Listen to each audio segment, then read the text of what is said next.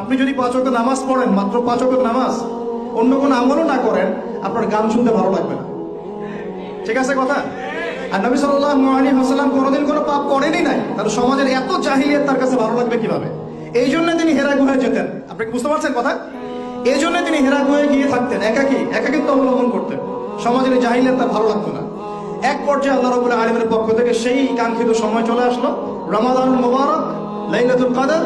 ওহী চলে আসলো জিবরাইল আলাইহিস সালামের মাধ্যমে, সূরা আলাক, ইকরা বিসমি রাব্বিকাল্লাযী খালাক, খালাকাল ইনসানা মিন আলাক, ইকরা ওয়া রাব্বুকাল আকরাম আল্লাযী আল্লামা বিল কলম, আল্লামাল ইনসানা মা লাম ইয়ালাম। দেখেন, প্রথম ওহীটা কি কেন্দ্রিক আসছে?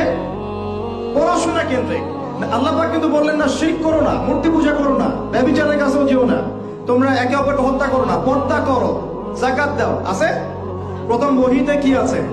পড়ো পড়ো পড়ো। এটাই আমরা বলি ইয়াং জেনারেশনকে, যদি আমরা চাই যে আমাদের সোসাইটি, আমাদের নেশনটাকে পরিবর্তন করতে, লেখাপড়ার এবং জ্ঞানতাত্ত্বিক বিপ্লবের কোনো বিকল্প নাই।